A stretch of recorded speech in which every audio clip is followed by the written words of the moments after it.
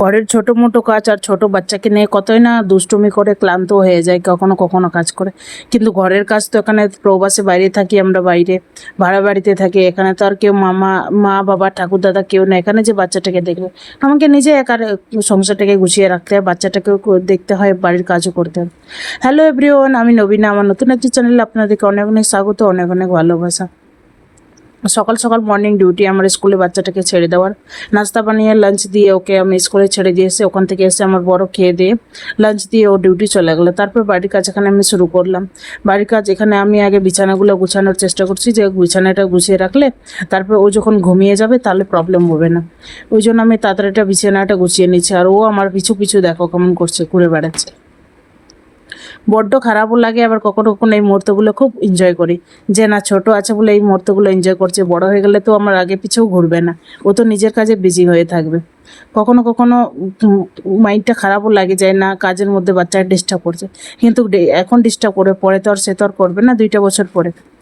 আর বাড়ির কাজগুলোর মধ্যে এখানে আমি বিছানাটা আগে গুছিয়ে নিচ্ছি, তারপরে এখানে আমি আমার কাপড়গুলো গুছিয়ে রাখছি।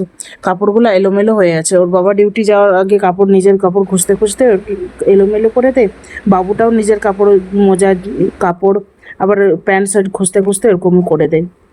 আর তারপর রাত্রে বর্তনগুলো ধুয়ে রেখেছিলাম, এখানে অনেকগুলো টুকরিতে রাখা আছে, তো আমি বর্তনগুলোকে গুছিয়ে রেখে দিচ্ছি। বর্তনগুলো গুছিয়ে না রাখলে পরে আবার এলোমেলো হয়ে থাকবে একসঙ্গে এক জায়গায়, তারপর একটা খুঁজতে গিয়ে 10টা বের করতে হবে, ওইটা আমার পছন্দ লাগে না।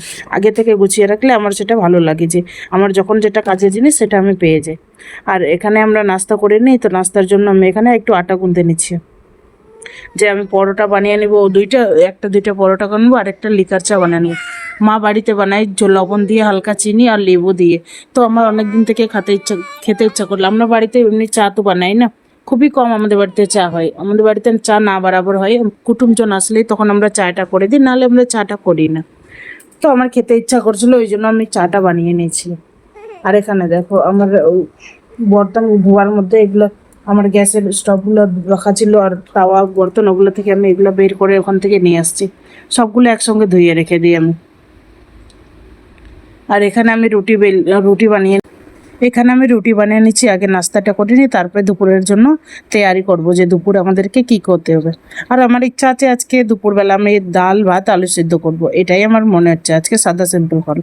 আর এখন শ্রাবণ চলে আসছে, তো আমাদের বাড়িতে মিট মাছলি তা কমই আছে, আমরা এখন কমই খাওয়ার চেষ্টা করছি।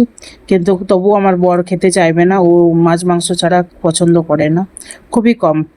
কিন্তু যত চেষ্টা করি অ্যাভয়েড করার, কিন্তু কখনো কখনো হয়ে যায়। তো দেখি এবার শ্রাবণটাতে আমরা খাওয়ার জন্য তো ইচ্ছা হচ্ছে না যে আমরা খাবো না, কিন্তু কি হয় আগে দেখি।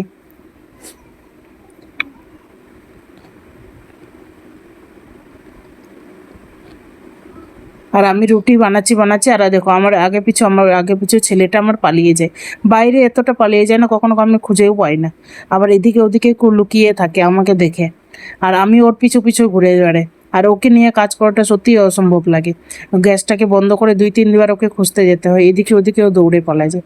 আর এখানে আমার পরোটাটা আমার হয়ে গেছে নাস্তা করে, তার নাস্তাটা করার পর আমি আগে ডাল ভাতটা বসিয়ে দিয়েছি, তারপরে আবার পরের কাজগুলো করতে, কুড়াগুলো অনেকগুলো কাঠা হয়ে গেছে, কুড়াগুলোকে আমি সবগুলো এক জায়গায় করে রাখবো, আবার স্কুলে যখন যাবো বাচ্চাটাকে নিতে তখন ওগুলো রাস্তার ধারে ফেলে দিয়ে চলে যাবো।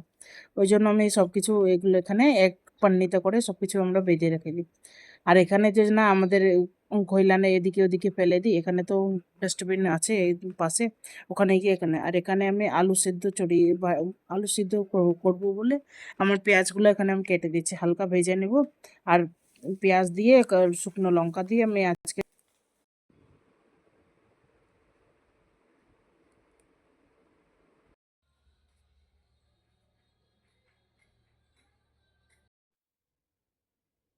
স্কুলে যাচ্ছি, বাচ্চাটাকে নিয়ে আসতে হবে, বাইরে খুব রোদ্র পড়ছে।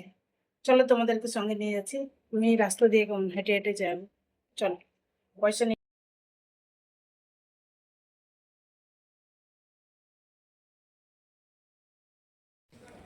বেশি দূরে না, অল্প দূরে স্কুলটা আছে, পাশেই আছে, 4-5 মিনিট লাগে।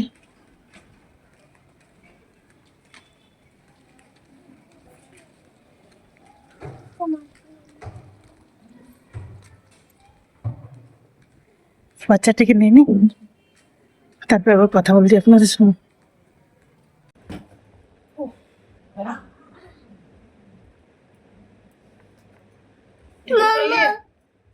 टिफिन खाया?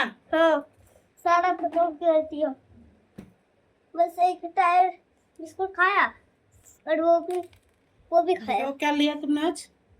एक गाड़ी चला के दिखाता हूँ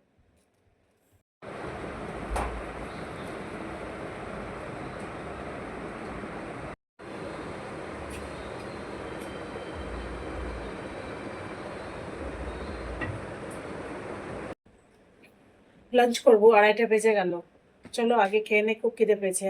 স্কুল থেকে এসে বাচ্চাটাকে স্নান করে টিউশন পাঠিয়ে দিয়েছি, আমি নিজেও স্নান করেছি, আর এখন খেতে বসবো। চলো খেয়ে নিই আমি। আজকালকার বাচ্চাদের কোনো কিছু না কিনে দিলে বলে তুমি আমাকে ভালোবাসো না, তুমি আমার কিচ্ছু করো না। এই ছোট্ট গাড়িটার জন্য কালকে খুব অভিমান করেছিল, আর আজকে বলে কিনে দিয়েছিল। চলো আজকের ব্লগটা কেমন হয়েছে আপনারা অবশ্যই লাইক কমেন্ট শেয়ার করবেন, আর প্লিজ আমার চ্যানেলটা সাবস্ক্রাইব করবেন আপনাদের ভালো লাগলে। আমি একজন হাউসওয়াইফ, আর আমার ডেলি রুটিন আপনাদের সঙ্গে শেয়ার করবো। ধন্যবাদ অনেককে, সবাইকে। Thank you.